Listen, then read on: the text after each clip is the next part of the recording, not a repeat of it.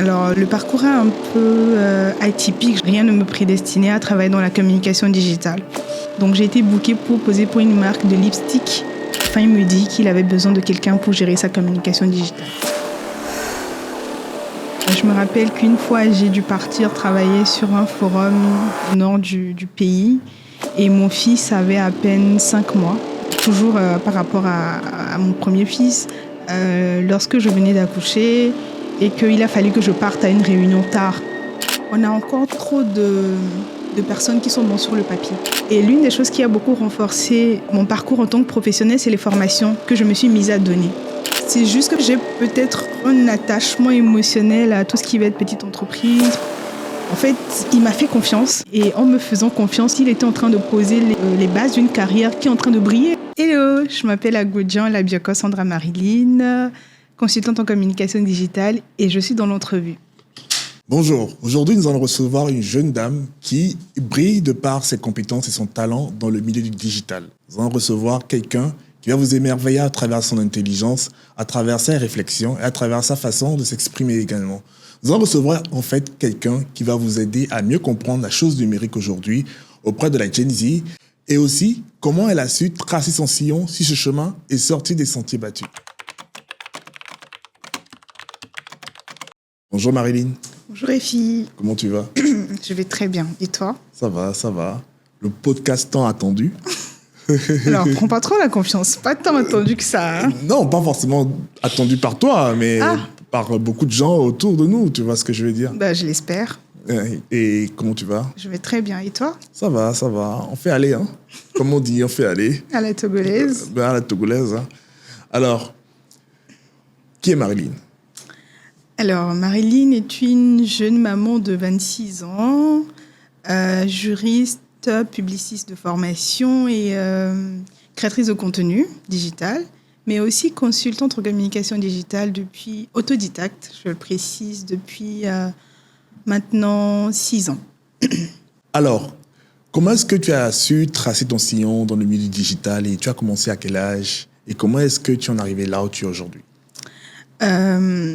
Alors, le parcours est un peu atypique, je vais le dire comme ça.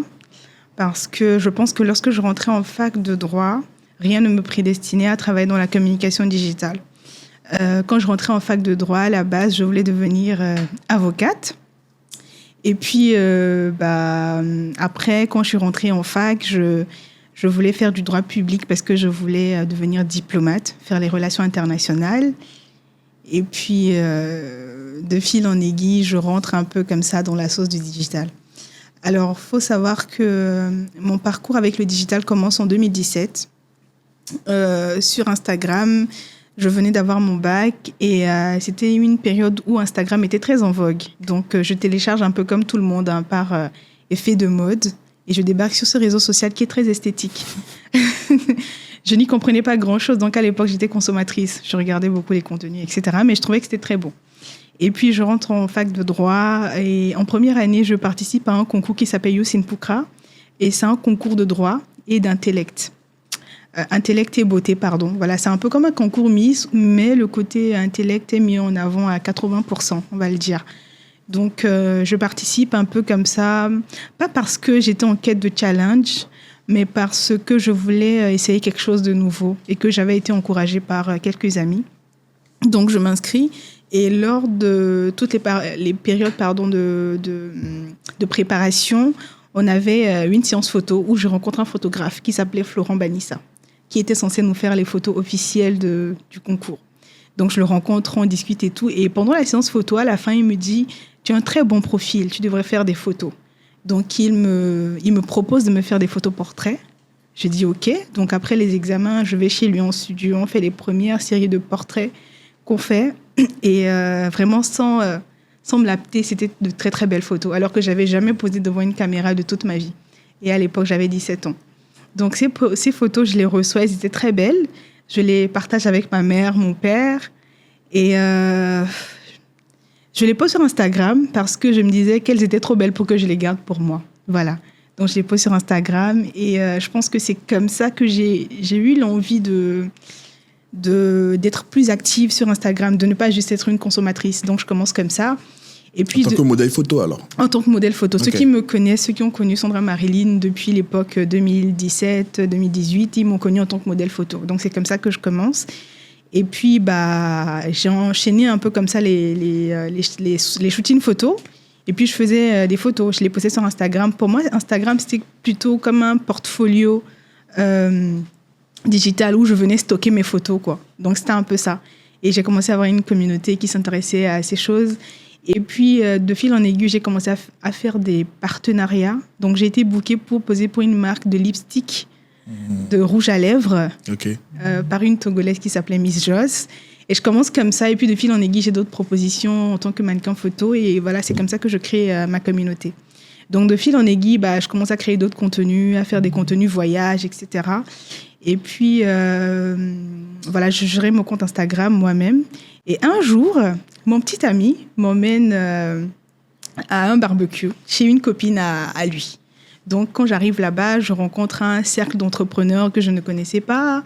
Et on a parlé un peu, parlé digital et tout ça. Et apparemment, j'aurais fait un plaidoyer devant un monsieur qui est aujourd'hui l'un de mes employeurs, qui était convaincu par le fait que le digital était important pour les entrepreneurs. Donc, à l'époque, je me rappelle très bien, j'étais en 3e année de droit. Et après, le barbecue, moi, je retourne à ma vie d'étudiante et voilà, tout va comme ça. Un jour, évidemment, j'avais gardé contact avec ce monsieur-là. Donc, un jour, il me contacte, il m'envoie un message et il me dit « J'ai besoin de vous parce que j'aimerais discuter boulot avec vous. » Je dis « D'accord. » Donc, j'arrive dans son bureau, on discute un peu et à la fin, il me dit qu'il avait besoin de quelqu'un pour gérer sa communication digitale. Bon, je ne comprenais pas trop pourquoi il me disait ça, parce que moi, encore à l'époque, je voulais devenir diplomate. Je ne voulais pas être chargée de communication et tout ça. Et je me disais que je n'étais pas la personne légitime pour faire ça, parce que, bon, c'est vrai que je le fais pour moi-même, mais le faire pour une entreprise, ça dépassait un peu mon entendement. Pour moi, je n'étais pas la bonne personne, donc syndrome de l'imposteur, pardon.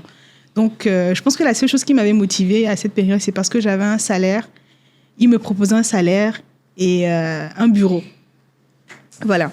Donc, c'est comme ça que j'accepte sa proposition et j'intègre l'entreprise. Et puis, voilà, je commence à travailler pour lui à temps partiel et je découvre totalement une façon de communiquer complètement différente de ce qui est la communication lorsqu'on le fait pour soi-même. C'est pas les mêmes codes, etc. Donc, je réalise en fait que j'avais des lacunes, que j'étais pas forcément très, très bien rodée, pardon. Donc, je décide de me former, de prendre des formations, de regarder un peu ce que font les gens. Et je me forme sur le tas, sur les plateformes comme LinkedIn, Domestika, etc. Donc, c'est comme ça que je commence et je fais mes preuves sur le terrain. Je pense que ma plus grande force à ce moment, c'était de faire mes preuves sur le terrain parce que tout ce que j'apprenais, c'était théorique. Mais du coup, j'avais quelqu'un qui m'avait donné l'opportunité de mettre en pratique tout ce que j'apprenais. Et j'ai vite compris qu'il y avait un grand gap entre ce qu'on apprend dans les formations de digital et les réalités c'est ça, sur le terrain. Donc, j'ai su m'adapter. Et je pense que ma plus grande force a été de rentrer dans mon parcours digital professionnel en travaillant pour une petite entreprise. Pour la plus simple raison que c'était une start-up qui n'avait pas énormément de fonds. Je n'avais presque pas de budget de communication à l'époque, mais j'avais des obligations de résultats. Donc, en fait, ça m'a poussée du coup à chercher, à fouiller, à expérimenter des choses et du coup à travailler des soft skills, quoi. Donc, c'est comme ça que je commence. Et puis, j'ai la chance d'avoir un employeur qui est quelqu'un qui te recommande énormément lorsqu'il voit que tu travailles très bien. Oui. C'est pas toujours regardé ainsi. Hein. Non, du tout. C'est vraiment quelqu'un, lorsque tu travailles pour lui et qu'il voit en fait que tu fais des efforts, que tu as la niaque, tu as l'envie d'apprendre. Pour lui, les diplômes, c'est pas le plus important. Alors, attention, je dis pas aux gens de pas aller à l'école, au contraire, mais je dis juste que j'avais eu la chance à cette période d'avoir en face de moi quelqu'un qui s'en foutait totalement du fait que j'avais pas de diplôme en communication, mais qui voyait que j'avais des capacités, qu'il fallait qu'on me booste exactement et qui m'a donné ma chance. Voilà. D'accord. Donc, je pense que j'ai bien fait ce que je faisais. Il a vu que j'avais d'autres skills qu'on pouvait exploiter, qu'il y avait du potentiel à exploiter. Donc, il me recommandait à certains de ses amis. À chaque fois qu'il était dans une pièce où on parlait de communication digitale, de réseaux sociaux, et qu'on avait besoin de quelqu'un, il me recommandait toujours. Donc, c'est comme ça que j'ai construit mon parcours, étape après étape.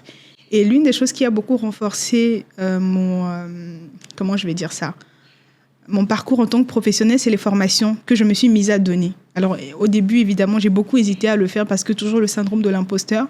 Mais j'aime beaucoup faire des formations, donner des formations parce que moi-même, ça me pousse à aller chercher. Bien sûr, oui. Parce qu'il est hors de question que je me retrouve devant des gens, que je leur dise des choses et qu'on me pose des questions, je dise ah non, je ne maîtrise pas. Mon Dieu, la honte intergalactique. Donc là, je suis toujours... ça me pousse à aller chercher, à fouiller, à faire du benchmark, à toujours sortir de mon truc. Donc c'est comme ça, hein, je pense que puisque j'avais la volonté, j'étais flexible à apprendre, que je faisais mes preuves et que des gens voyaient que c'était bien ce que je faisais. J'ai commencé progressivement à travailler sur d'autres choses et puis voilà où j'en suis aujourd'hui.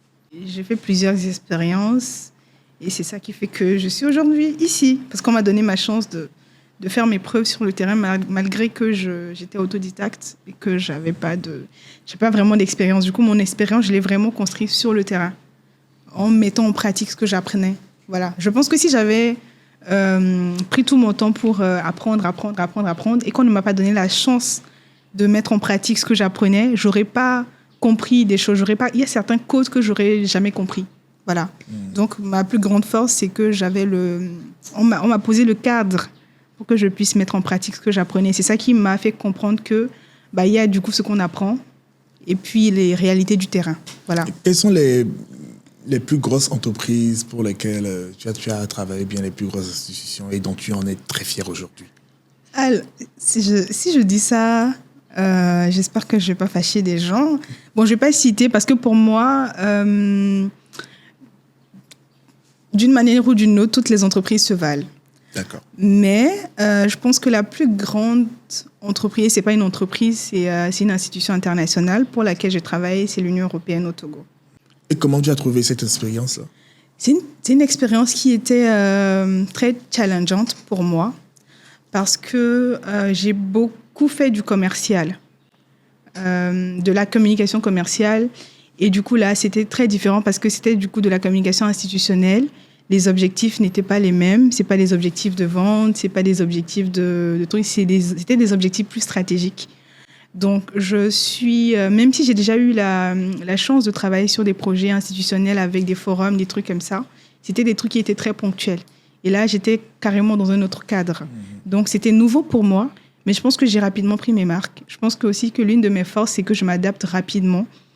Je fais beaucoup de benchmark, je m'informe énormément. Et j'ai eu aussi la chance d'être accompagnée par une chef de mission qui avait beaucoup d'années d'expérience, de qui j'ai beaucoup appris. Et avec tout son bagage et ce que moi je savais faire, on a pu faire de très belles choses ensemble. Donc c'était une expérience qui était transformatrice, hein, parce que quand tu sors de là, il y a des choses que tu comprends beaucoup mieux. Tu as la chance de travailler dans un secteur, c'est toujours le même secteur, mais sur des projets qui sont très différents de ce que tu as l'habitude de faire. Et je pense que quand j'ai fini cette expérience, mon approche de la communication n'a plus jamais été la même. Parce que du coup, j'ai fait les deux côtés. J'ai fait le commercial, j'ai fait l'institutionnel. Et ça m'a permis aussi de comprendre du coup que j'aimais beaucoup faire de la communication institutionnelle. C'est quoi le plus difficile quand on travaille pour une institution ici? Au-delà de l'administratif. Oui. Parce que c'est beaucoup de paperasse déjà. En fait, il y a des codes, il y a des trucs qui sont très linéaires. Je pense que le plus dur pour moi, c'était le problème de la chaîne de validation. Lorsque tu proposes, peut-être une stratégie ou des choses à faire, vous savez, pour les institutions, il y a tout un processus de validation. Il y a un comité qui est là pour valider le travail que tu fais. Et pour moi, qui ai longtemps fait du freelance et aussi qui a beaucoup travaillé pour des entreprises où peut-être dans la team communication, on n'est que deux et que la chaîne de validation va très rapidement. Des fois, je n'ai pas forcément besoin de l'aval de mon boss. Parce qu'à la fin de la journée, c'est moi la communicante, c'est pas lui. Donc, j'avais la possibilité de faire des choses moi-même, de prendre des initiatives, de les proposer. Et j'avais le veto, d'une manière ou d'une autre. Ça, c'est quand je travaille avec les PME, etc., les startups. Mais quand tu bascules de l'autre côté, attention, c'est de l'institutionnel, quoi. C'est pas la cour du roi Péto. C'est pas la boîte de ton père. Il y a tout un comité de validation. Et pour moi, le plus dur, c'était ça. C'était que pour des choses qui pourraient être validées très rapidement, il y a des gens qui doivent... Il y a tout un groupuscule de personnes qui ont le droit de regard sur ce que tu es en train de faire. Et ça peut traîner aussi les choses. Donc, c'est pas aussi souple. C'est pas aussi souple. Donc, quelque chose qu'on aurait pu valider peut-être en 15 minutes et tout, comme là, on est vraiment face à un truc très, très sérieux, très strict et qui suit un certain process, ça prend plus de temps, quoi. Pour moi, c'était ça le plus difficile. Ok, d'accord. Donc, Ouais.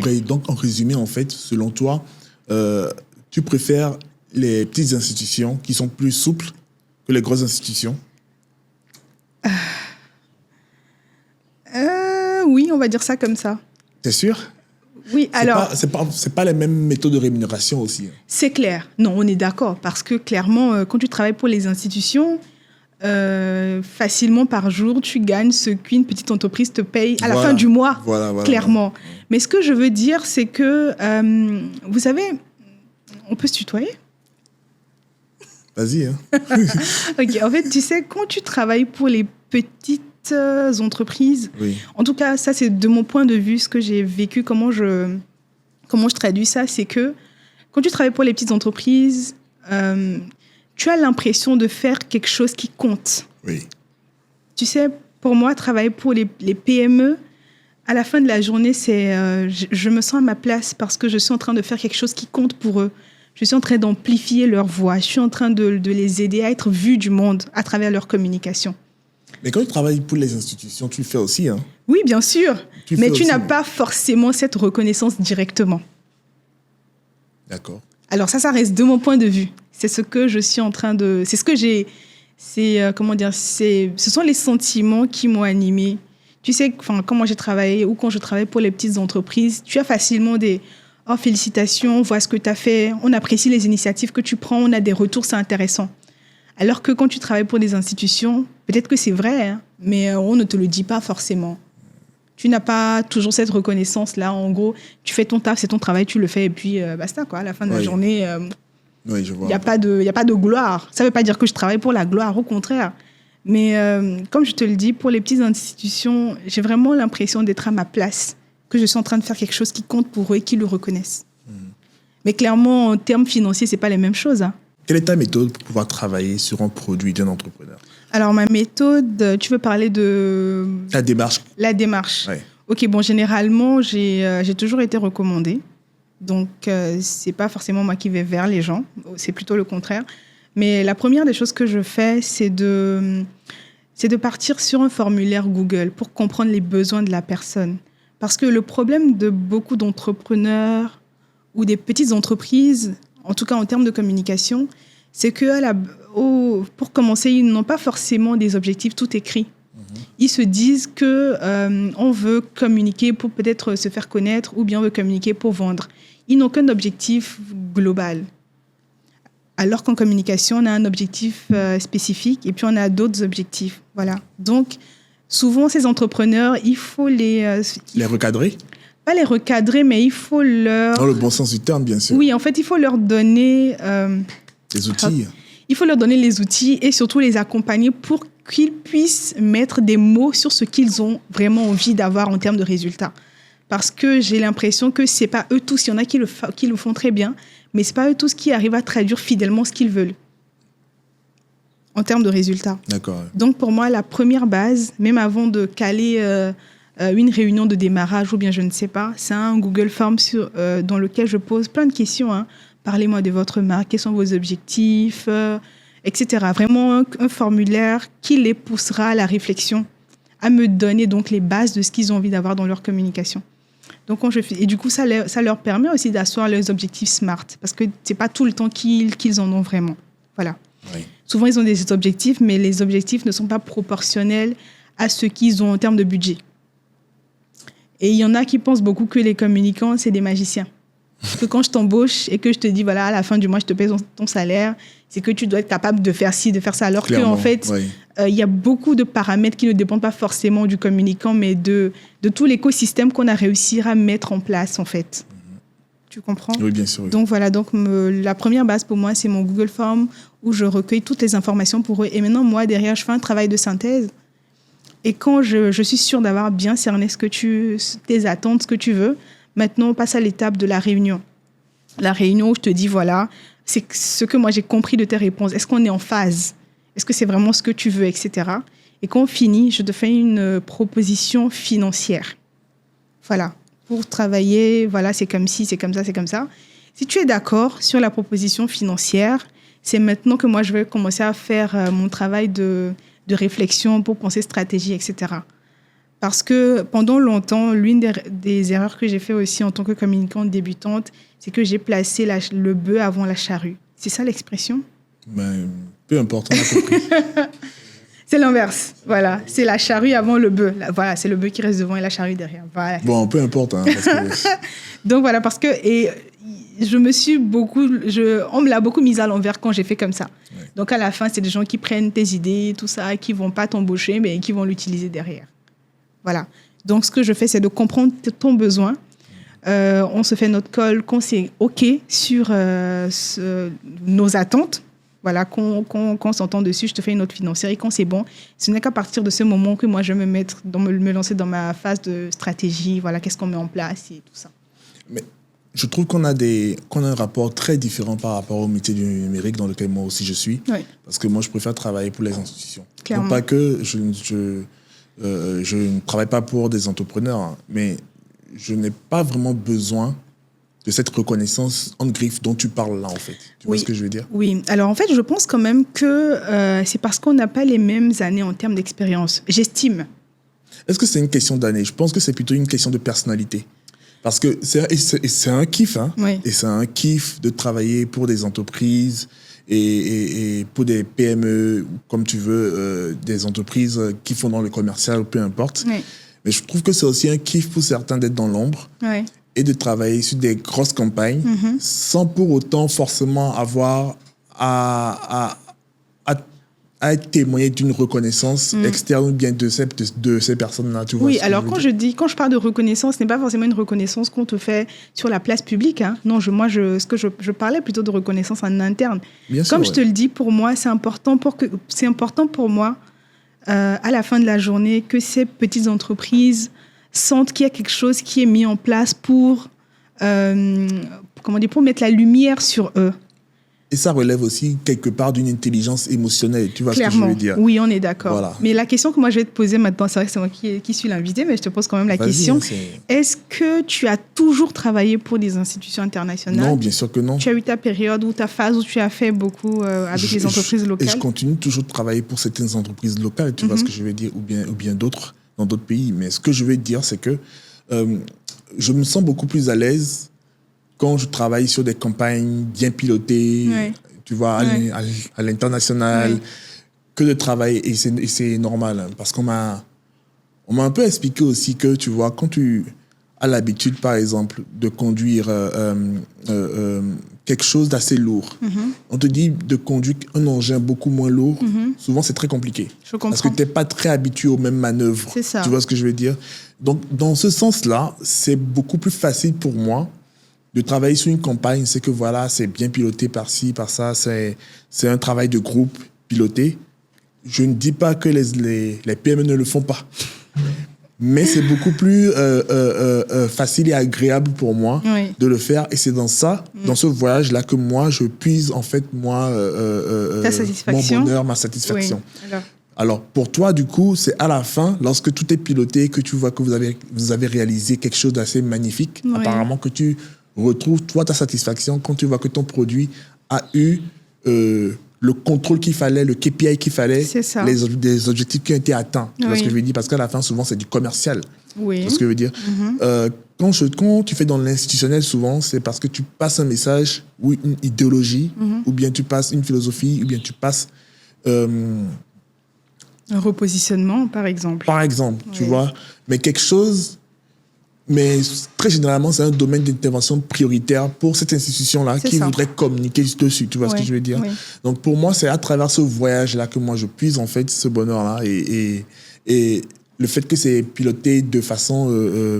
carrée. Non, pas carrée, mais de façon... Voilà. Dans le sens où je suis un chef d'orchestre. D'accord, ok. Tu vois ce que je veux dire? Oui, je comprends ce que tu veux dire. Et pour aller dans le même sens, j'ai déjà fait ça et ce n'est pas que je n'aime pas faire ça. C'est juste que peut-être que j'ai un attachement émotionnel à tout ce qui va être petite entreprise, parce que je vois aussi la galère, mais je vois que c'est des gens qui sont en train de poser des jalons pour que ce qu'ils font compte. Je crois que c'est un certain attachement émotionnel. Ouais, bien sûr, ouais. Mais je kiffe tout autant travailler sur des projets, parce qu'actuellement, on travaille sur la préparation d'un forum où je suis la chef d'équipe d'une équipe de 5 personnes, et c'est un truc qui est international, où voilà, je kiffe aussi le process où on fait le brainstorming avec l'équipe, on met les choses en place, et puis progressivement, on est en train de poser les jalons. Mais je crois que c'est plus une question d'attachement, comme tu le dis, d'intelligence émotionnelle, ou je ne sais pas. Oui, bien sûr. Et je pense aussi que tu relèves un point que beaucoup de gens négligent, c'est qu'il faut trouver le métier qui correspond à sa personnalité. Exactement. Alors, peut-être que dans quelques années, ça va évoluer. Je pense aussi que l'une des raisons pour laquelle je fais beaucoup avec les PME, les TPE, etc., c'est que j'estime que je suis toujours en train de construire ma carrière professionnelle. D'accord ? Et pour moi, les PME et les TPE sont des clients qui vont énormément te challenger. Clairement, dans 5 ans, je n'aurai plus la même énergie pour travailler autant. Parce que pour moi, le ratio, c'est lorsque tu travailles pour les institutions ou les grandes boîtes, si tu veux, tu mets beaucoup d'énergie, c'est clair. Bien sûr. Mais tu gagnes à la hauteur, c'est proportionnel, ou même des fois plus que l'énergie que tu mets, la réflexion, etc. Ce qui n'est pas forcément le cas quand tu travailles avec les petites entreprises ou les TPE, etc. Parce que, à la fin de la journée, eux aussi n'ont pas un budget énormissime, quoi. Donc, tu as peu de moyens et tu as d'énormes obligations de résultats. Pour moi, c'est important de faire ce parcours. Pour moi, il faut y aller pas à pas. La période où je travaille pour les PME, les TPE, etc., ça me permet de forger mes armes pour quand je vais décider peut-être de me positionner maintenant sur des institutions, etc. Parce que pour moi, sauter les étapes, c'est comme si on était en train de confier un budget de 600 millions à quelqu'un qui n'a jamais géré 65 millions ou même 650 000 francs CFA. Tu comprends ? Donc pour moi, cette période où je suis en phase à travailler avec les PME, les TPE, etc., je ne fais qu'affûter mes armes. Même si c'est vrai que ce n'est pas les mêmes contextes.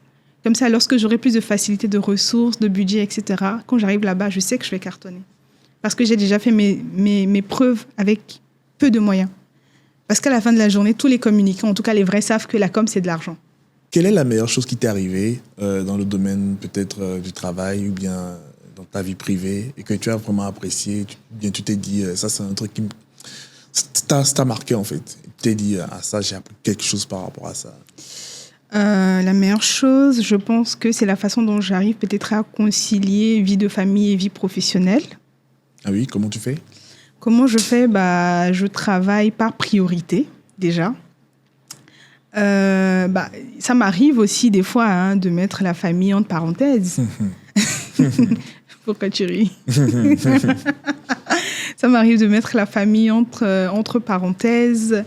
Je me rappelle qu'une fois, j'ai dû partir travailler sur un forum au nord du pays et mon fils avait à peine 5 mois, en tout cas le premier. Voilà. Et c'est quelque chose que beaucoup de personnes n'ont pas forcément compris.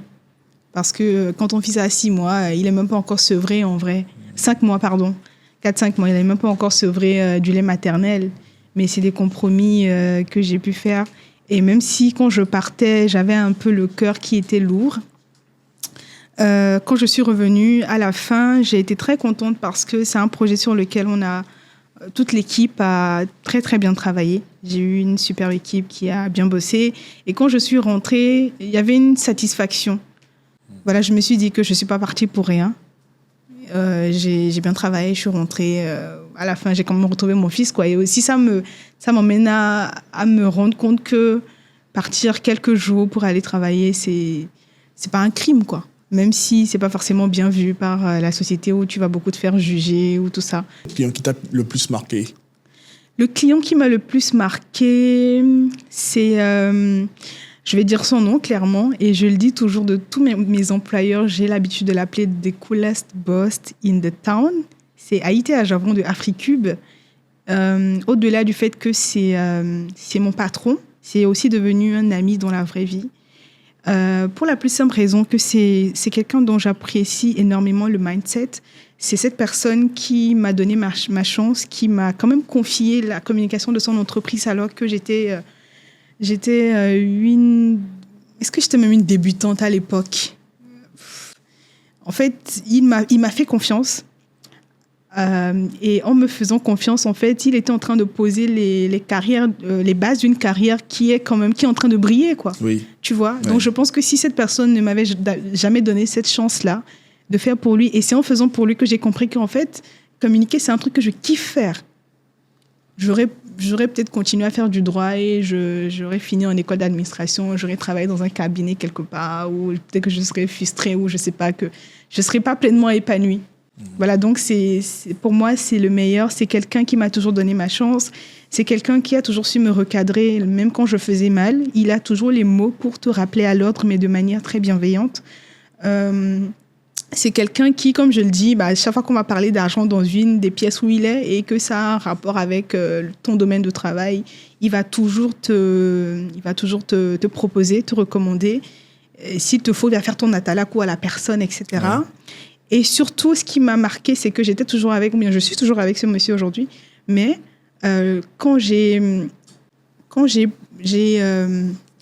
été contactée pour envoyer mon CV pour travailler avec l'Union européenne au Togo, je crois que j'ai fait quelque chose que beaucoup d'employés n'ont peut-être pas l'aisance de faire. Je suis partie lui dire que j'ai été contactée pour envoyer une proposition parce que voilà, on cherche des personnes et que je vais envoyer mon CV. Et il m'a dit, vas-y, tu peux le faire.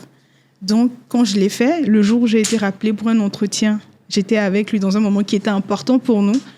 Je lui ai dit, c'est quelqu'un qui a toujours été content pour moi et qui m'a quand même laissé aller travailler ailleurs. Et j'ai continué à travailler pour lui en télétravail. Parce que pour lui, le plus important, c'est que le travail soit fait. Et je crois que je pense qu'il s'il m'a laissé partir aussi, c'est parce que j'avais déjà fait mes preuves. Et il savait qu'en n'étant pas physiquement là dans son entreprise, j'allais quand même pouvoir travailler. Et je l'ai fait. Je suis partie travailler là-bas. J'ai fini ma mission. Je suis revenue avec lui et travailler. Et ça continue, quoi. Donc, franchement, c'est quelqu'un que j'apprécie énormément pour son mental, pour l'humanité qu'il y a en lui et puis ses capacités de leader. Voilà. Et aussi parce que souvent, on partage un bon café ensemble les matins. Tu aimes le café? Beaucoup. Beaucoup? Oui. Quel genre de café?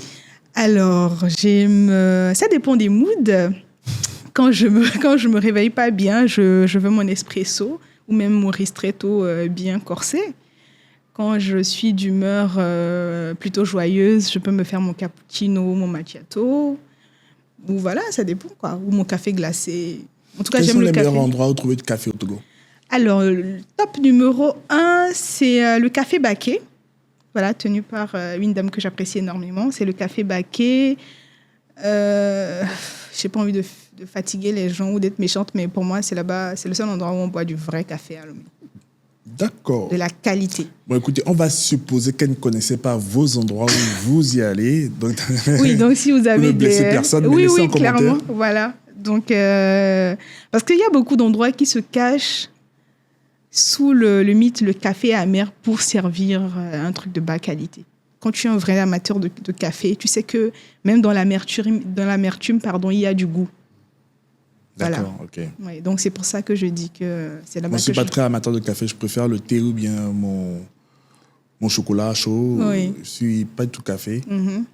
Mais j'apprécie quand même les gens qui adorent le café. J'aime l'odeur, c'est vrai. C'est vrai. J'apprécie quand même les gens qui adorent prendre du café parce que je me dis quand même qu'il faut avoir quand même du cœur pour boire ce truc. Un breuvage aussi. Et tout le temps adorer boire ça et tout ça. J'en prends quelques fois, c'est vrai. Ce matin, j'ai pris de café parce que j'en avais besoin de me remonter un peu tout ça.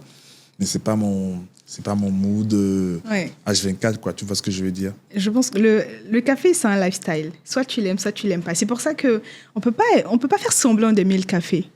Soit tu l'aimes, soit tu ne l'aimes pas du tout. C'est vrai que, bon, en ce moment, on a vraiment une tendance de personnes qui se disent « Oui, je suis coffee addict, coffee lover, etc. » Mais les vraies personnes qui boivent le café pour les vraies raisons savent que le café, c'est comme un rituel.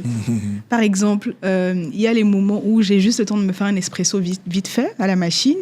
Et puis, il y a le moment où, par exemple, les dimanches, quand je sais que voilà, je veux un slow morning, je vais me lever, je vais faire moudre mes grains, je vais les mettre à la machine. Si je veux le mettre dans le moka pot, je le mets. Si je veux le mettre dans la French, dans la machine française, je le mets. En fait, c'est tout un rituel. Et aussi, on ne partage pas un café avec n'importe qui.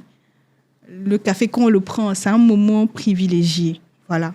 Mais nous qui aimons les cafés de 50 francs, Nescafé, là, on peut le prendre avec n'importe qui. Et n'y a la dame et voit ma tête. Écoute, chacun, comme on le dit souvent, les goûts et les couleurs ne se discutent pas. Donc, on respecte aussi les gens qui prennent le café de 50 francs. Écoute, actuellement, tu es un peu comme une chef d'équipe, tu as dit. Qu'est-ce que tu aspires à devenir d'ici 5 ans en prenant cette direction-là? Alors, ce à quoi j'aspire, c'est toujours travailler dans la communication, mais clairement manager des équipes. D'accord. Parce que j'en avais pas conscience, mais des gens très compétents avec qui je travaille m'ont dit dernièrement que j'avais une facilité de fédérer une équipe, de gérer des gens. C'est pas faux.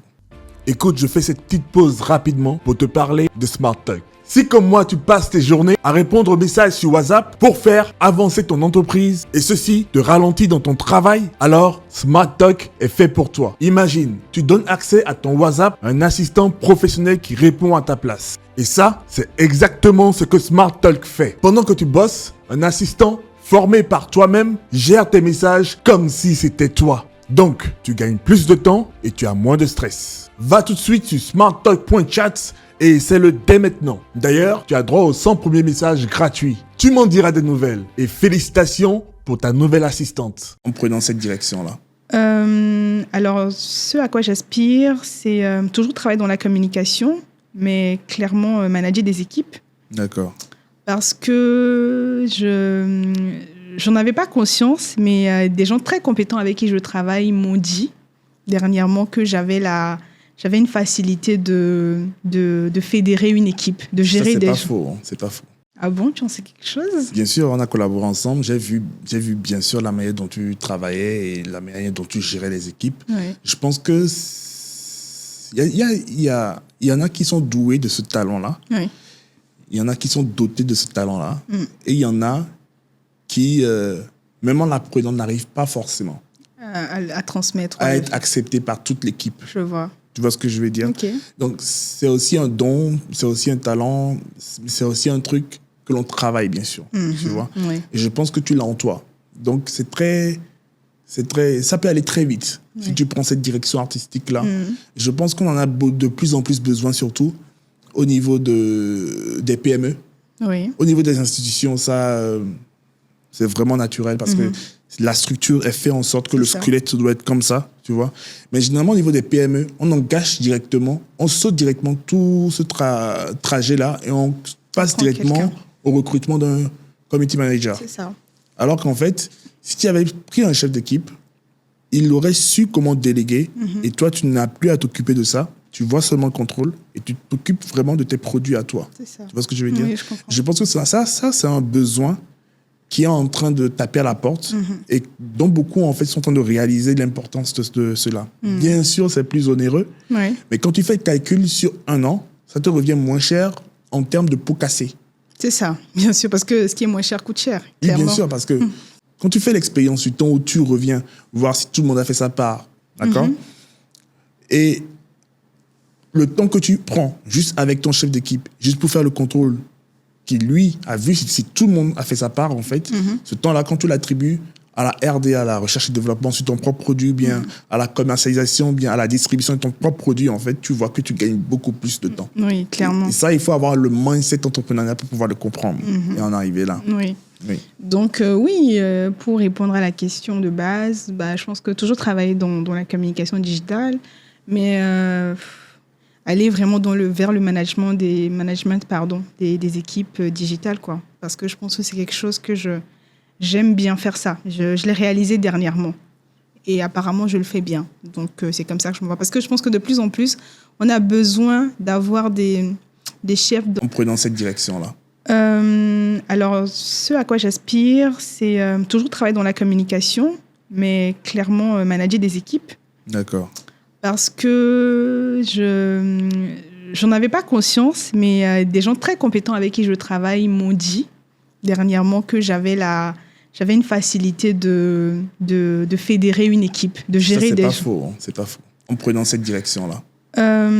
Alors, ce à quoi j'aspire, c'est toujours travailler dans la communication, mais clairement manager des équipes. D'accord. Parce que j'en avais pas conscience, mais des gens très compétents avec qui je travaille m'ont dit dernièrement que j'avais une facilité de fédérer une équipe, de gérer des gens. C'est pas faux. Mais ce n'est pas que de l'argent. C'est de l'argent, c'est les bonnes ressources humaines et surtout savoir utiliser ces ressources humaines en fonction des soft skills de chacun, en plus de la compétence technique. Voilà, parce que dans les équipes, par exemple, on peut avoir quelqu'un qui est très bien. Je prends un exemple. Sur une campagne, on peut avoir quelqu'un qui est très bien pour shortlister des prescripteurs, des créateurs de contenu, des influenceurs, les médias, etc. On peut avoir quelqu'un qui peut être très bien pour tout ce qui va être gestion des pages social médias. On peut avoir quelqu'un qui est très bien, qui est bon dans tout ce qui va être RP. Souvent, on n'a pas toutes ces qualités qui sont condensées en une seule personne. Donc, il faut savoir déceler les forces de chacun et les placer sur les tâches spécifiques pour que on puisse avoir un bon rendement qui avance, quoi. Voilà. Qu'est-ce qui manque, selon toi, dans le paysage digital togolais en termes de compétences? En termes de compétences, je ne sais pas si ça va être une compétence, mais c'est vraiment l'expérience du terrain. D'accord. Parce que de plus en plus, on a nos jeunes frères, nos jeunes sœurs qui vont de plus en plus vers les écoles de com digital, etc. C'est un domaine qui est porteur clairement parce qu'il y a le besoin. Aujourd'hui, tout le monde doit communiquer sur le digital. Mais on a encore trop de personnes qui sont bons sur le papier. Et quand il faut passer à la mise en œuvre, en fait, l'école et le terrain, ce n'est pas la même chose. J'ai déjà rencontré des gens qui, si tu veux, ont des masters, des choses comme ça, mais quand ils arrivent en entreprise pour vraiment toucher les tâches ou bien ce qu'il y a à faire, ils bloquent. Donc, je pense qu'on a de plus en plus besoin d'avoir des systèmes d'alternance, clairement. Parce que aussi, ce qu'on nous apprend à l'école, on est encore beaucoup calqué sur le modèle européen. Mais on sait que ce n'est pas les mêmes territoires, ce n'est pas les mêmes habitudes, ce n'est pas les mêmes comportements, etc. Donc, on a de plus en plus besoin d'avoir déjà un système éducatif qui est adapté à nos réalités locales. Et ensuite, on a besoin que les étudiants ou tous ceux qui veulent travailler dans le digital puissent avoir des systèmes d'alternance pour qu'ils touchent vraiment du doigt les réalités du terrain. Parce que franchement, aujourd'hui, après 6-7 ans à faire ça, la plus grosse force d'un bon communicant, c'est sa capacité à être bon sur le terrain. Parce que tu peux être ultra bon pour rédiger des stratégies, etc., etc. Si sur le terrain, tu n'as pas la force de pouvoir adapter, réadapter, tout de suite, tu fais flop. D'autant plus qu'on sait très bien que la communication, c'est pas les maths. C'est pas 1 + 1 est égal à 2. On a eu des trucs sur lesquels on a travaillé, où on a pensé qu'on a fait des stratégies en béton. Arrivé sur le terrain. Puis dans la mise en œuvre, on a remarqué que, Couso, ce que tu es en train de faire, c'est pas... ça donne pas. Donc, il faut vraiment avoir l'agilité. Voilà. On veut des gens aussi agiles, mais surtout un système éducatif qui est en rapport avec nos réalités et puis la capacité à faire du terrain, quoi, même en étant déjà à l'école. Donc, clairement, un système d'alternance. Toi, tu comptes poursuivre maintenant? Mes études? Oui. J'attends que mes enfants grandissent un tout petit peu parce qu'on a aussi le poids de la société. Toujours dans le droit ou bien? Non. Le droit, c'est bon, j'ai fermé là. Non, dans la communication, clairement. D'accord. Aujourd'hui, je peux affirmer à 100% que c'est mon couloir. Voilà, en étant autodidacte, sans pour autant me jeter des fleurs, j'ai vu tout ce que j'ai pu faire, tous les résultats que j'ai pu obtenir et ce que je continue de faire. Donc, je pense que je ne me suis pas trompée. Je suis dans mon couloir. Donc, je vais continuer dans mon couloir, me perfectionner dans mon couloir et puis briller plus fort, quoi. Oui, même si aujourd'hui, c'est ton couloir, est-ce que tu ne penses pas qu'il se pourrait qu'il y ait peut-être d'autres membranes, tu vois, qui sortent de là, dans le domaine peut-être du product marketing? Oui, dans tous les cas, l'objectif, c'est de toujours continuer à apprendre. Oui. Donc, je ne suis jamais rentrée dans les cases en vrai. Donc, si je pense que demain, il y a un besoin que je diversifie ou je ne sais pas, je suis totalement à 1000% pour y aller, quoi. Le plus problématique sur le terrain ici, à Lomé, quand tu fais de la com digitale, c'est quoi selon toi? Quand tu passes à l'exécution, je veux dire. Alors, quand je passe à l'exécution, je peux dire que souvent, c'est la capacité à captiver l'attention des gens dans un monde où le divertissement prend de plus en plus de place. On m'a souvent reproché d'être trop corporate, d'être trop dans mon sérieux. Donc, en tout cas, je pense que les difficultés doivent s'apprécier au cas par cas en fonction du communicant qu'on a en face de soi. Mais pour moi, le plus difficile, c'est de pouvoir souvent ou bien de temps en temps trouver quand même la manière d'aller vers le divertissement pour captiver l'attention des gens quand on a un profil très carré comme le mien. Donc, pour moi, c'est ça le plus dur. Et l'autre, le plus dur, du coup, c'est l'absence de ressources parce que des fois, et des fois même avec les grandes entreprises, on le voit, tu es peut-être en face des gens qui ne comprennent pas vraiment ce qu'est la communication, quelle est la pertinence de la communication. Je l'avais déjà dit dans une vidéo, je le redis encore aujourd'hui. Il y en a beaucoup qui pensent qu'il faut juste que tu fasses un visuel avec le logo très gros, très voyant, ou bien le prix qui s'affiche vraiment très gros pour captiver les gens. Alors que non, derrière, c'est pas... Mon ami Jovia le dit très bien. Quand vous avez un visuel qui sort finalement, c'est vraiment beaucoup de travail, de correction, du brainstorming derrière. Est-ce qu'on met cet élément dessus? Est-ce qu'on enlève ça? Qu'est-ce qu'on met? Où est-ce qu'on le place pour avoir le résultat d'un visuel, quoi? Tu vois? À partir de tes expériences passées, est-ce que tu peux estimer le coût moyen d'un budget de communication pour une PME selon toi, pour une entreprise qui sort un produit mass market? Sur quelle durée? Je pense que Non, je parle d'un truc sur 6 mois, par exemple. On ne sait pas quel est le type de produit, oui. Mais disons que c'est un produit de consommation de masse dont le panier moyen est de 1000 francs. 1000 francs, 2000 francs. De la com en 360? Oui. 6 mois, je dirais... Pas forcément 360, mais beaucoup plus dans le digital en tout cas. Un minimum de 1 à 2 millions, minimum. Pour 6 mois? C'est peu, hein? C'est très peu. Mais justement, quand tu es en face d'un... Attends. Quand tu es en face d'un entrepreneur à qui tu dis qu'il faut même investir ne serait-ce que 200 ou 300 000, il va te regarder comme un fou. Tu vois aussi le décalage entre toi et moi, qui travaille pour des institutions, et moi qui travaille pour des petites entreprises. Tu demandes à une TPE, une très petite entreprise, de te sortir 1 million pour un produit de 6 mois. Il va trouver ça où?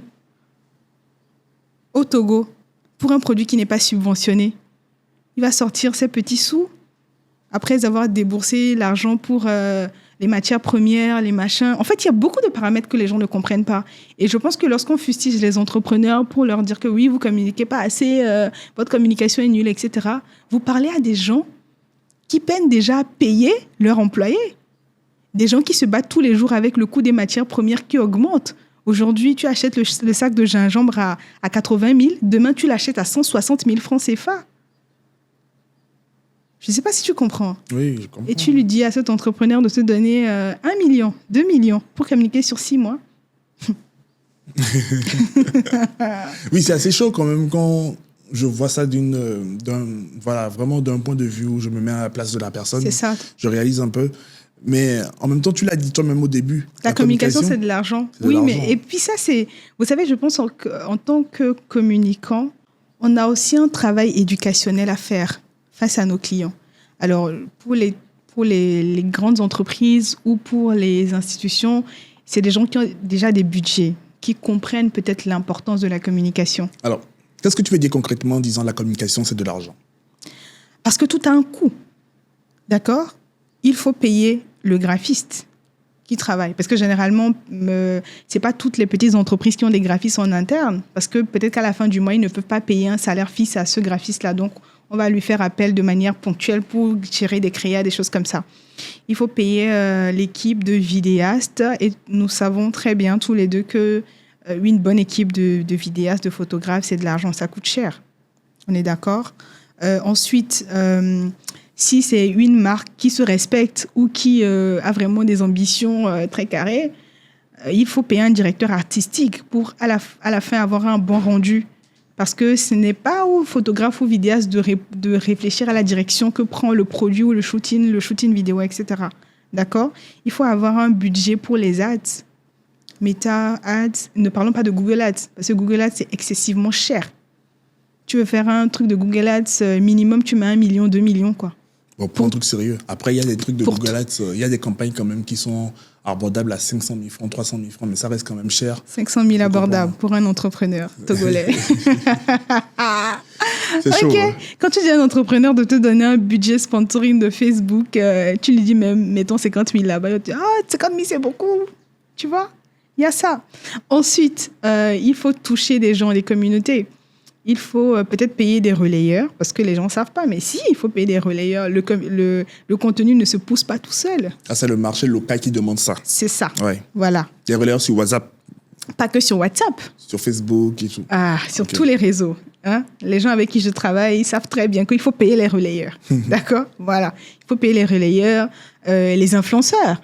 Même si les gens disent qu'il n'y a pas d'influenceurs, moi, je dis que c'est un faux problème. Peut-être qu'on en parlera dans un autre podcast. Mais de plus en plus, on a des institutions, des institutions étatiques qui incluent des budgets pour les influenceurs dans les campagnes, dans les choses comme ça. Donc, ça veut dire que quelque part, je pense qu'aujourd'hui, il n'y a pas de vraie campagne qui se respecte sans un budget créateur de contenu.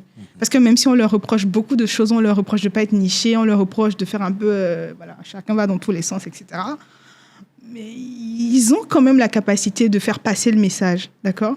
Donc, il faut avoir un budget pour les influenceurs. S'il faut écrire des articles, si je dois faire écrire un article chez Elfree, par exemple, le minimum, c'est 65 000 francs CFA. Si j'ai le site Internet, il faut payer pour le référencement, etc. En fait, vous voyez quand je dis que c'est de l'argent. Oui. Voilà, c'est ça. La communication, c'est de l'argent. Dans un certain sens, dans le sens où il y en a qui sont quand même subventionnés, Oui. Est-ce qu'il y a un autre problème? Est-ce que ce n'est pas plutôt un problème peut-être de talent à trouver? Oui, clairement, il y a aussi le problème de talent à trouver. Parce que comme je l'ai dit, on a beaucoup de gens qui sont bons sur le papier et dans la mise en œuvre, voilà, où quand il faut réfléchir, etc., ils ne sont plus si bons que ça. Mais il y en a des talents. Quand tu cherches bien, tu trouves des gens compétents. Moi, j'en connais, je travaille avec des gens qui sont très compétents. Donc, c'est aussi une question de savoir chercher, trouver les bonnes personnes. Oui. Voilà. Je crois qu'il y a plusieurs types de communication digitale, mais on ne dit pas assez. Surtout localement par rapport à mon expérience.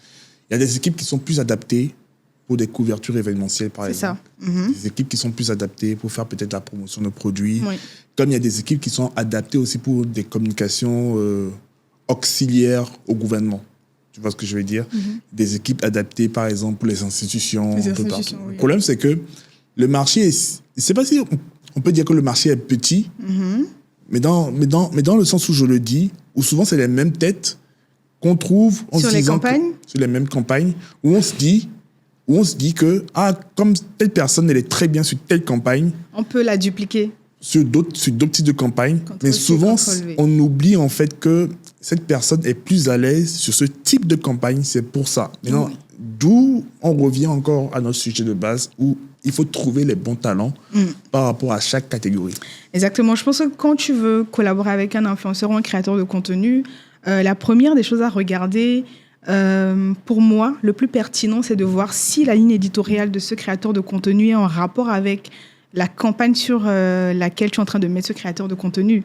Ça ne sert absolument à rien de prendre un créateur de contenu, par exemple, qui te crée du contenu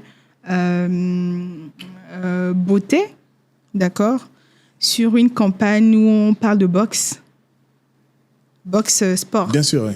Ça n'a pas de sens. Maintenant, des fois, on est contraint de faire un mix parce que on peut avoir des micro-influenceurs qui n'ont pas beaucoup d'abonnés, pas beaucoup d'engagement, mais qui ont quand même une communauté qui parle ou bien qui est en rapport avec ce sur quoi on est en train de travailler. Donc, ces gens-là, on les prend. Et puis, dans la foulée, on peut prendre d'autres personnes qui ne cadrent pas totalement, mais parce que ces gens ont une très grande portée. souvent, il y en a qui sont aussi, il y a certains communicants qui sont qui sont obligés d'arriver à ce mix-là, en fonction des objectifs de la campagne ou de la communication pour atteindre un grand nombre de personnes. Voilà. Maintenant, après, c'est pas aussi de la faute des entreprises si beaucoup de nos influenceurs ne sont pas nichés. Je suis désolée, chers collègues, mais il y a vraiment un travail qu'il faut refaire. Il faut que les gens se nichent. Mais l'autre côté aussi, c'est que ce n'est pas aussi de la faute aux influenceurs si on est sur un territoire où si tu décides de te nicher et que la création de contenu est ton seul travail, bah, tu auras faim. Donc, beaucoup sont généralistes. Ouais. Beaucoup sont généralistes pour élargir le panel des annonceurs qui vont venir vers eux. Voilà. En fait... C'est juste milieu? Oui, en fait, il y a beaucoup de paramètres à prendre en compte. Et aussi, il faut savoir aussi que quand tu veux te nicher, bah, ça prend du temps, ça prend de la constance, des ressources comme de l'argent, de l'énergie, pas mal de choses pour pouvoir rester constant et bien évoluer dans son couloir. Et peut-être que comment ça s'appelle, la situation économique du pays c'est pas toujours ça, quoi. Et puis après, il n'y a pas vraiment de réel cadre qui accompagne ces créateurs de contenu. Aujourd'hui, on se lève surtout avec l'avènement de TikTok. Je crée 2-3 vlogs qui percent et puis c'est bon, je suis un créateur de contenu ou bien je suis un influenceur. Alors que, excuse-moi, je termine rapidement avec ça, c'est qu'on sait que sous d'autres cieux, l'influence a des codes. Il faut connaître la déontologie, il faut même savoir, même les influenceurs doivent avoir des stratégies. Alors que c'est pas toujours ça. Donc en fait, c'est comme si vous donnez un outil à quelqu'un qui ne s'y connaît pas vraiment. Lui aussi, en fait, il est en train de faire tant bien que mal. Il fait comme il peut, quoi. Donc on peut pas lui reprocher ça non plus, quoi. Donc voilà. Aujourd'hui, il faut un budget de combien pour avoir Sandra Marilyn sur sa campagne?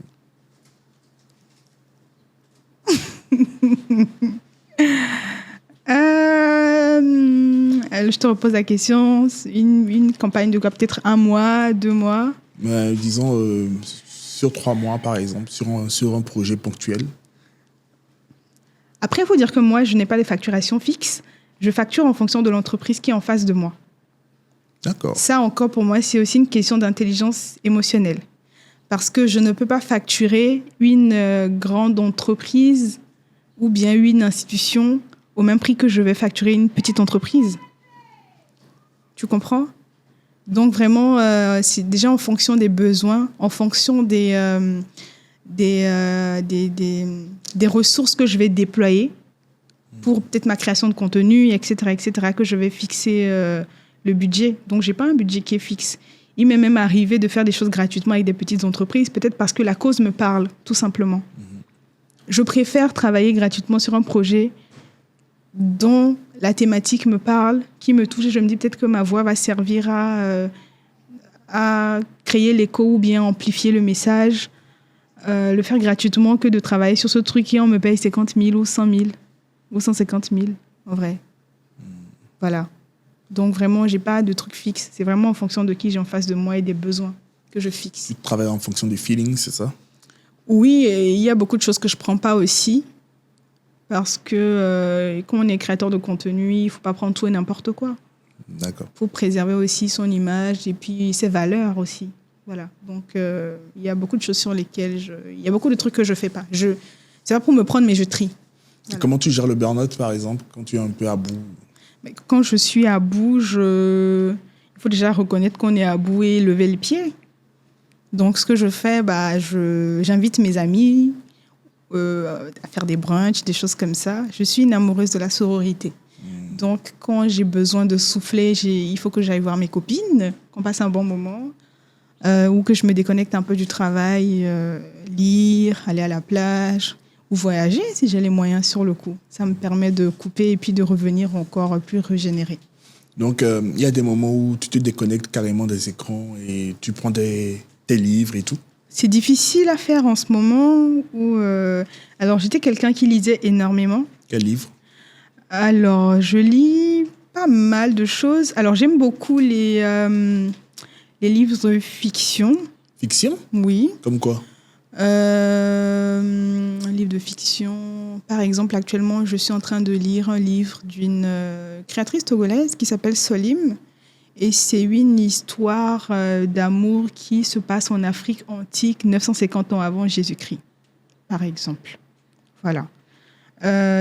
J'aime pas trop les livres sur l'entrepreneuriat, les machins. Je trouve ça tellement... Ça, c'est mon kiff, ça. Ah oui, je trouve ça tellement... Bon, je ne suis pas en train Bien sûr. de te jeter la pierre, mais je trouve que c'est des trucs qui sont boring. Yeah. Donc, je vais te lire... Et je pense que c'est assez réciproque aussi. Hein. Oui, je vais te lire Albert Camus, je vais lire une Salim Kadé, je vais lire Aftal Cissé. J'aime bien comment écrit Aftal. Je vais te lire Kani Alem. Je vais te lire Bernard Dadier. Tu vois un peu toutes ces choses-là. Mais bon, c'est pas moi qui vais lire La Vache Pourpre, par exemple. Oui, par exemple. Bon, je peux le lire vite fait, mais c'est pas ça qui me stimule le plus, quoi. En fait, j'aime les livres qui font voyager mon imagination. Quand je lis les livres, quand je lis des livres d'histoire, en fait, dans ma tête, au fur et à mesure que je lis, bah, le truc se dessine, le contexte, etc. Et c'est ça qui me stimule. C'est bien parce que tu es en fait en train de démontrer qu'il y a plusieurs personnalités en fait de personnes qui travaillent dans le digital. Moi, par exemple, c'est vraiment des livres qui vont plutôt développer moi mes compétences que je recherche. Et bien sûr, moi je lisais ces genres de livres de fiction quand j'étais encore plus jeune. J'allais au CCF à l'époque, je lisais tout ça. Mais après, ça me gênerait pas de lire toujours ces livres-là, mais généralement quand ça a un peu de goût dans le numérique et tout ça, même si c'est de la fiction, mais un peu tendance dans le digital, tu vois un peu ce que je veux dire, où ça pourrait beaucoup plus me prendre. Mais au moins, c'est bien de savoir que c'est pas le même profil qu'on a dans le digital. C'est pas des photocopies que nous sommes, en fait. C'est ça. Tu vois ce que je veux dire? Oui, on est tous différents. Donc, voilà. Parce que beaucoup cataloguent, il y a vraiment l'archétype de l'homme du numérique, comme on dit, l'homme des cavernes, en fait, tu vois, de l'homme du numérique qui est là, assez geek. Comme toi? Ben oui, mais je crois que je sors un peu de ces carcans-là parce que mon parcours est assez atypique dans le sens où je suis quand même de la génération Y, mais qui a un petit pas en fait dans l'avant-Internet et un petit pas dans l'après-Internet. C'est ça. Tu vois ce que je veux dire? J'ai connu à la fois les cassettes VHS et à la fois les clés USB et puis la fibre optique. En fait, j'ai assez parcouru en fait toutes les générations de technologie. Ce qui me permet de prendre beaucoup de recul en fait à ce qu'on appelle sur ce qu'on appelle la nouvelle tendance et aussi ce qu'on appelle le vintage. Ok, je vois. À la fois, tu vois ce que je veux dire? Je n'ai pas d'a priori en fait sur une tendance en me disant que c'était mieux avant ou bien c'est mieux ce qu'on réalise aujourd'hui. Je suis beaucoup plus dans l'optique où je travaille avec les armes de mon époque. Et tu t'adaptes Facilement, en fait. en tu vois, fonction de comment ça évolue. Oui, je pense que ça, moi personnellement, c'est ma force, c'est l'adaptabilité à n'importe quelle génération, à n'importe quel profil ou n'importe quel talent de la génération. Tu me mets avec une génération bêta, je saurais exactement comment lui parler pour travailler avec quelqu'un de cette génération-là. Même chose avec une génération Z, tu vois ce que je veux dire? Y. Ou même avec une génération Y, effectivement, tu vois. Et même avec une génération X. Hein. C'est assez marrant de le dire aujourd'hui, même si je crois que même si on va faire des gestes avec un sonotone, je sais pas trop. Mais non, plus sérieusement, je pense que c'est une compétence qui est beaucoup plus nécessaire aujourd'hui de s'adapter à n'importe quel type de profil, peu importe les générations. Pourquoi? C'est parce que il y a une question qui se pose aujourd'hui. Est-ce que les jeunes de la génération Z ou de la génération bêta sont des feignants? Ça, c'est la véritable question que tout le monde se pose sur le YouTube actuel. Et moi, je pense que, quelque part, personne n'est cinglé. Tu ne peux pas demander à un jeune qui n'a pas connu la crise des années 90, qui n'a pas connu les problèmes d'argent, les problèmes d'emploi, d'accord? Cette rareté qu'il y a à l'époque, qui n'a pas connu cette discipline-là de se lever à 5 heures du matin, de rentrer à 20 heures, de nourrir sa famille, du lundi au vendredi, et même avoir du samedi, et avoir le dimanche comme seul jour. De repos? Même pas de repos, en fait. Généralement, c'est des jours où il faut juste travailler à la maison ou bien voilà, avoir les appels de son boss, généralement. Limite, quoi. Tu vois ce que je veux dire? Qui n'a pas connu certaines traditions, certaines coutumes, certains biseautages, même au boulot. Aujourd'hui, je te parlais de l'éthique du travail. Tu dois plutôt lui parler de son bien-être à lui en faisant ce travail pour toi. Je vois. En travaillant dans ton équipe, de son bien-être. Aujourd'hui, les jeunes ne travaillent plus parce qu'il faut se nourrir, ils travaillent pour leur bien-être.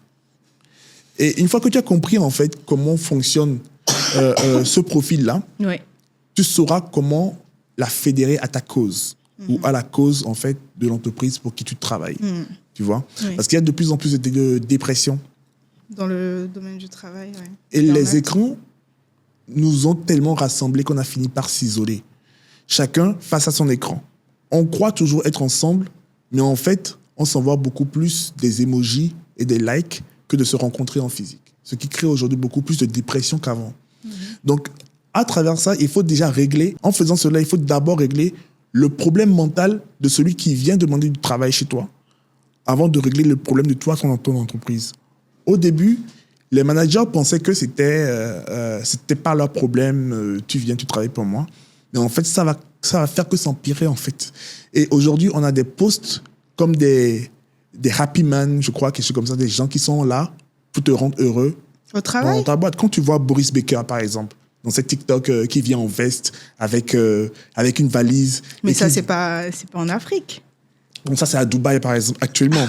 Mais c'est pas généraliste. Mais je te dis qu'il y a des grosses boîtes en Afrique. Je te dis qu'il y a des grosses boîtes en Afrique où ça commence à venir. Et même si c'est pas quelqu'un qui est interne à la boîte, c'est pas pour rien que les humoristes font partie des personnes qui bientôt vont pouvoir changer l'image des entreprises. Que ce soit les humoristes que vous voyez sur TikTok ou etc., sont appelés, sont contactés par des chefs d'entreprise pour pouvoir égayer leur personnel de temps en temps, pour qu'ils ne soient pas trop sombres. Parce qu'après, l'IA va commencer à prendre de plus en plus le pas et va jouer ce rôle-là à la place de beaucoup. Et ça va être beaucoup plus dangereux quand l'IA va jouer le rôle de ces personnes qui sont censées égayer. Déjà qu'il y a des gens qui commencent à tomber amoureux de l'IA. Ne sois pas étonné qu'il y ait des gens qui demain te disent oui, bon, moi, je rentre chez moi, c'est l'IA qui me permet de rire. C'est tellement triste, en fait, d'entendre des choses comme ça. Tu vois ce que je veux dire? Et c'est à cette différence-là qu'il ne faudrait pas que les entreprises arrivent pour être beaucoup plus froides. Si les personnes en interne sont beaucoup trop froides, comment voulez-vous que le service client soit assez chaud, assez chaleureux? Je vois. Ouais. Donc, c'est quelque chose que les managers doivent comprendre. Du coup, on a parlé de l'intelligence émotionnelle, etc. Oui. Mais c'est un truc qui va finir par emboîter le pas. C'est un truc qui va finir par emboîter le pas aux côtés de l'intelligence émotionnelle pour pouvoir améliorer le quotidien de vie des gens. Il y a des entreprises où on a vu des personnes qui étaient très bien au début, qui ont commencé à se refroidir à cause du système de management de leur N+1, oui. qui les a décolorés, qui les a refroidis. Elles n'ont plus le même visage qu'à leur début. Solaires. C'est ça, plus solaire, etc. Tu vois ce que je veux dire? Et je pense que c'est aussi la responsabilité du manager de pouvoir gérer et de comprendre ces genres de comportements-là. C'est ça. C'est pour ça aussi, je disais au début, qu'on a de plus en plus besoin d'avoir des managers qui sont axés sur le bien-être de leurs équipes. Bien sûr. Parce qu'à la fin de la journée, il ne faut pas juste que les rendements ou les résultats, voilà, les résultats soient juste ce qui intéresse l'entreprise ou bien les chefs d'entreprise. Parce que si tu as une équipe qui n'est pas valorisée, ou bien si tu as un système qui n'est pas tourné vers le bien-être de tes employés, il y aura des gens qui vont venir au travail juste pour faire acte de présence. Le présentéisme. Le fait qu'exister à travers cela. C'est ça. Je pense que le plus grand challenge pour les chefs d'entreprise aujourd'hui, même si ce n'est pas quelque chose qui est évident pour eux, c'est que leurs employés puissent développer en fait un esprit d'appartenance à la boîte. Bien sûr, oui. C'est-à-dire que je ne suis pas simplement employé là-bas. Je considère que c'est aussi mon entreprise. Oui, c'est notre chose à nous. Bien sûr. Tu comprends? Et ça, c'est clairement un besoin qui est là et que les entreprises ou les chefs d'entreprise ou les managers vont devoir s'y faire, tôt ou tard. Oui, tôt ou tard. De toute façon, le branding de la marque employeur dans les entreprises ne fera toujours que montrer aux futures personnes qui voudraient travailler dans cette entreprise-là que c'est nous les meilleurs. Tu vois ce que je veux dire? Oui. Je te prends un exemple banal. Il y a des écoles que nous avons dans nos... Il y a certaines écoles. Il y a certaines écoles, par exemple, qui, c'est pas forcément parce que ils ont les meilleurs professeurs, mais parce qu'en fait, le fait que les étudiants qui y vont s'en sortent comme ils peuvent pour pouvoir briller après cela, font que ça fait refléter aux prochains inscrits qui aimeraient bien s'inscrire dans ces écoles-là que nous sommes vraiment les meilleurs, en fait. Oui. Vous voyez ce que je veux dire? Oui. Et ceci implique une marque employeur. Je parle des écoles, hein. Je parle de la marque employeur, en fait, parce que c'est comme si on employait ces étudiants dans ce sens-là. Tu vois ce que je veux dire? À dire, ah oui, nous sommes les meilleurs, continuez de faire la com pour nous, et etc. Et c'est très bien. Pour moi, c'est très bien. Mais c'est pour te dire, en fait, que dans ce sens-là, il peut y avoir d'autres écoles où les étudiants n'ont même pas envie de dire qu'ils sont là-bas. Tu vois ce que je veux dire? Oui, je comprends. Voilà. Donc, la marque employeur permettra, en fait, d'avoir les meilleurs talents, des talents qui vont dénicher d'autres talents, d'autres meilleurs talents, d'autres meilleurs futurs talents qui intégreront la boîte et qui finiront par montrer que c'est chez nous la meilleure entreprise, c'est ici que nous devons être, et etc. Tu vois ce que je veux dire? Oui, je comprends. D'où le fait qu'aujourd'hui, on laisse maintenant beaucoup plus de marge à certaines personnes pour être des intrapreneurs, des entrepreneurs dans l'école. Ok. Tu vois? Je me rappelle, j'ai reçu un invité ici qui a dit que un salarié, c'est un entrepreneur pour un seul client. Tu vois ce que je veux dire? Oui. Dans le sens où il sait exactement ce qui... Et pour moi, ça reste un intrapreneur en réalité. Quand il a assez de marge de manœuvre, hein, parce qu'effectivement, il y a des entreprises où on ne te laisse pas... C'est ça. assez Tu n'es de pas marge force de proposition. de manœuvre. Est-ce que tu as un dernier mot à dire à la fin de ce podcast aux personnes qui travaillent dans le numérique et qui voudraient aussi s'en sortir? Alors, ce que je peux dire, j'aimerais parler aux filles surtout.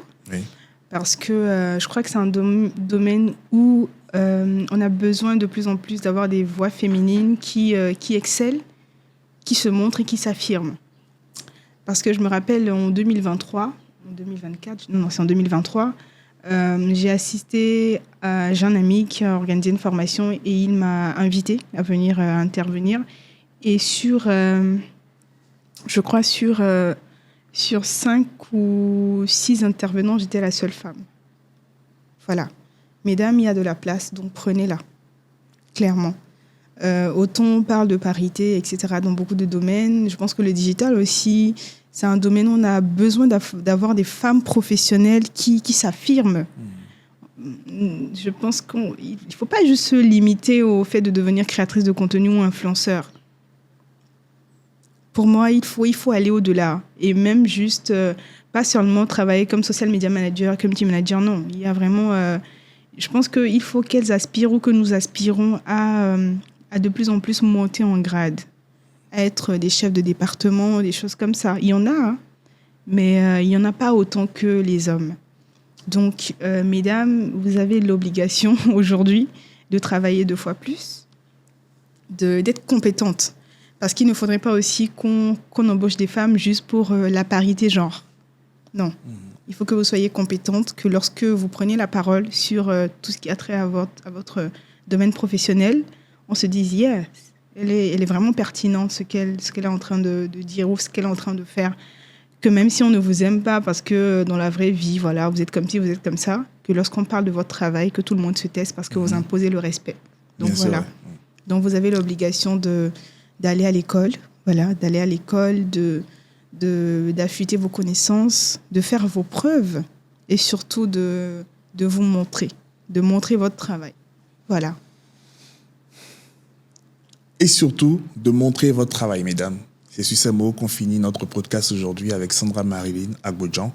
J'espère que vous avez apprécié. Laissez un commentaire. Dites-nous aussi en commentaire ce que vous avez pensé de ce podcast. Si vous travaillez aussi dans le domaine du numérique, quelles sont vos difficultés? Qu'est-ce que vous avez éprouvé beaucoup plus, vos années d'expérience?